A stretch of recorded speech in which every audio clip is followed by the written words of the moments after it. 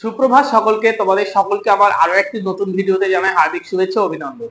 আজকে আমি দশম শ্রেণীর একটা উল্লেখযোগ্য কবিতা অস্ত্রের বিরুদ্ধে গান এই বিষয় নিয়ে আমি একটা ডেমো করতে চলেছি। যারা এই কবিতাটা করবেন মনে করছেন তাদের জন্য আজকের ভিডিওটা একদম গুরুত্বপূর্ণ হতে চলেছে। যারা ডেমো করবেন মনে করছেন তারা অবশ্যই এই ভিডিওটা প্রথম থেকে শেষ পর্যন্ত দেখবেন।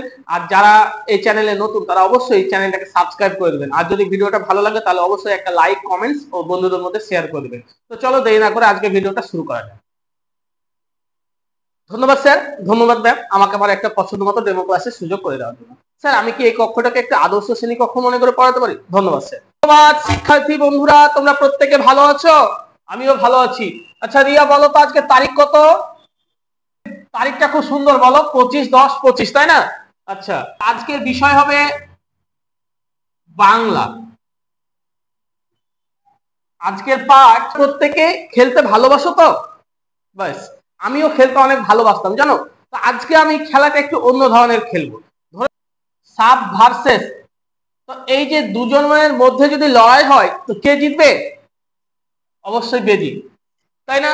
এখন যদি আমি লিখি অস্ত্র ভার্সেস গান, তাহলে কে জিতবে?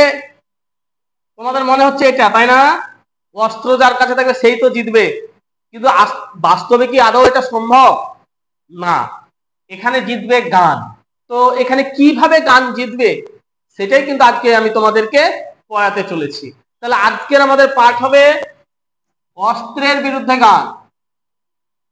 এটা লিখেছেন কবি জয় গোস্বামী। এটা নেওয়া হয়েছে পাতার পোশাক। মনে থাকবে তো? আচ্ছা, আজকে আমাদের মূল আলোচ্য বিষয় হবে অস্ত্র ভার্সেস গান, কে জিতবে, তাই না? দেখো আমাদের কবিতার নামই কিন্তু সেটা, অস্ত্রের বিরুদ্ধে গান। আমি এখানে লিখেছি অস্ত্র বনাম গান। তো এই দুটোর আগে আমরা একটু আলাদা আলাদা করে বৈশিষ্ট্যগুলো জেনে নিলে আমাদের কাছে কবিতাটা বুঝতে অনেক সহজ হবে। আচ্ছা বলো তো, অস্ত্রের কাজ কি? অস্ত্রের কাজ কি? অস্ত্রের কাজ হচ্ছে মানুষকে মারা বা আঘাত করা, তাই তো? মারা বা আঘাত করা। আর অস্ত্র মানুষকে কি জীবনে সুখ দেয়? আচ্ছা, তুমি যদি কাউকে যদি অস্ত্র দিয়ে মারো, সেও তো তোমাকে পাল্টে আঘাত করবে নাকি? অবশ্যই করবে। তাহলে অস্ত্র জীবনে কখনো সুখ দেয় না, তার মানে, তাই না? আর অস্ত্র মানুষের মধ্যে কি সৃষ্টি করে? এখন তোমাকে যদি তোমার কোনো বন্ধু মারে, তাহলে তুমি কি করবে? তার সঙ্গে কথা বলবে? নিশ্চয়ই নয়। তাহলে আমরা মানুষে মানুষে বিভেদ সৃষ্টি করে, বুঝতে পারছো? তার মানে এই অস্ত্রের এগুলো কিন্তু বৈশিষ্ট্য আমরা বলতে পারি যে অস্ত্র মানুষকে মানুষের থেকে দূরে সরিয়ে দেয়, অস্ত্র মানুষের জীবনের সুখ কেড়ে নেয়, অস্ত্র মানুষকে কাঁদাতে শেখায়, তাই না? এবার আমরা একটু দেখে নেব গান সম্পর্কে। দেখো, ভালোবাসতে জানে তাদের মনের মধ্যে সবসময় একটা গানের বাসনা বা চেতনা সবসময় থাকে। তাহলে গান মানুষকে ভালোবাসতে শেখায়। গান মানুষকে আর কি করতে পারে? কাছাকাছি আনে, আনে তো। আবার গান বিভেদকে দূর করে। একটা জিনিস দেখো তো ভালো করে, এখানেও আমি লিখেছি, এখানেও লিখেছি, তার মানে এটার বিপরীত এটা হচ্ছে না। এই কবিতার মাধ্যমে কবি কি বলতে চাইছে? কবি বলতে চাইছেন যে এই অস্ত্রধারী মানুষের মনকে গানের মাধ্যমে জয় করতে হবে। কিসের মাধ্যমে বললাম? গানের মাধ্যমে। ধরে নাও তোমাকে কেউ অস্ত্র নিয়ে তেড়ে আসছে, এবার তুমিও যদি তাকে অস্ত্র দিয়ে মারতে যাও তাহলে তো যুদ্ধ অনিবার্য, তাই না? তাহলে এখানে আমাদের করণীয় কি? কেউ যদি আমাকে আঘাত করে, সেই গান্ধীজির অহিংসা নীতি বুঝো? গান্ধীর এরকমই কিন্তু একটা কবিতা।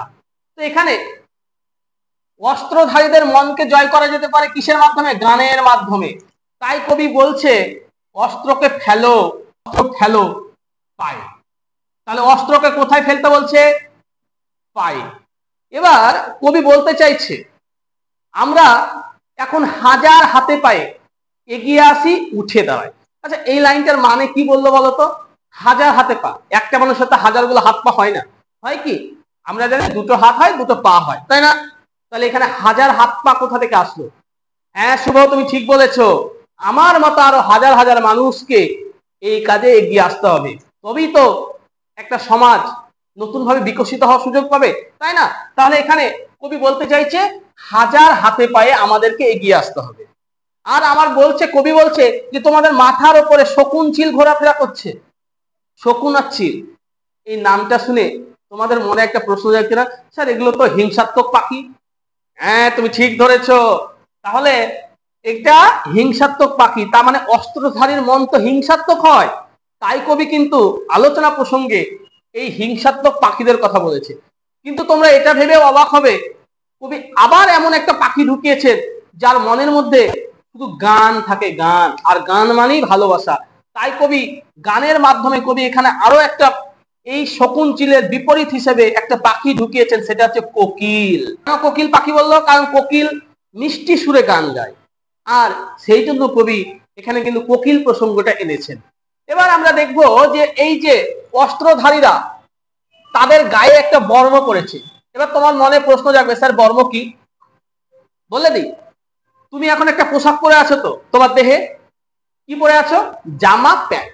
এই যে তুমি যেমন একটা জামা প্যান্ট পরে আছো, ঠিক সেই রকমই যুদ্ধধারী যারা, তারাও কিন্তু তারা একটা পোশাক পরে নিজেদেরকে রক্ষা করার জন্য। তো সেই বর্মটাকে খুলে দিতে বলছে, বলছে বর্ম খুলে দেখো আদর গায়ে।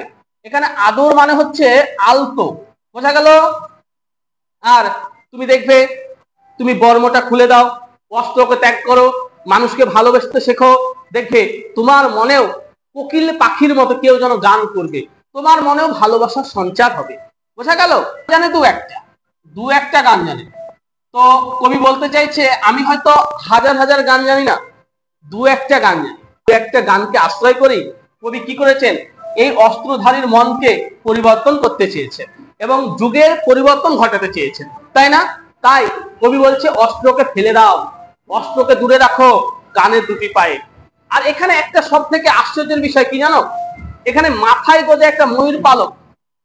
ভেবে দেখো তো, আচ্ছা কার মাথায় ময়ূর পালক গোজা থাকে কেউ বলতে পারবে? বলো বলো, একটু ভেবে দেখো, তোমরা প্রত্যেকে জানো, হয়তো তোমাদের নামটা মাথায় আসছে না, বলো কার মাথায় তোমরা ময়ূর পালক দেখেছো? হ্যাঁ সায়ন, তুমি ঠিক বলেছো, শ্রীকৃষ্ণের মাথায়। আমরা একমাত্র শ্রীকৃষ্ণের মাথায় ময়ূর পালক দেখতে পেয়েছি, তাই না? এবার তোমাদের প্রশ্ন জাগছে যে স্যার এখানে শ্রীকৃষ্ণ কোথা থেকে চলে আসলো, তাই না?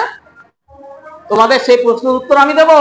দেখো, শ্রীকৃষ্ণ এখানে আসার কারণ হচ্ছে, তোমরা যতগুলো দেবতা দেখেছো মোটামুটি সবার হাতেই কোনো না কোনো অস্ত্র দেখেছো, তাই না? কিন্তু একমাত্র শ্রীকৃষ্ণের হাতেই আমরা দেখেছিলাম গানের একটা বাদ্যযন্ত্র, বাঁশি। বোঝা গেল কি বললাম? এই বাঁশির মাধ্যমেই তিনি কত নরনারী থেকে শুরু করে পশু পাখি থেকে শুরু করে প্রকৃতির মন জয় করেছিলেন এবং এভাবেই তিনি ভালোবাসার সঞ্চার করেছিলেন। তাই কবি কিন্তু এখানে শ্রীকৃষ্ণের প্রসঙ্গটা এনেছে। বোঝাতে পারলাম কি বললাম? তারপরে কবি বলছে এই গান তোমাকে নদীতে দেশ গায়ে নিয়ে বেড়াবে। তাই কবি সব শেষে বলছে এই অস্ত্রকে গানের দুটি পায়ে সমর্পণ করো। এখানে কে জিতলো? অবশ্যই গান, তাই না? যদি ভিডিওটা ভালো লাগে তাহলে অবশ্যই একটা লাইক, কমেন্টস ও বন্ধুদের মধ্যে শেয়ার করে দিবে। আর পরবর্তী কার কোনটা ভিডিও লাগবে সেটা অবশ্যই কমেন্ট করে জানাবেন, আমি আমার সাধ্যমতো দেওয়ার চেষ্টা করবো। আজকের মতো এটুকুই, দেখা হচ্ছে পরবর্তী কোনো ভিডিও।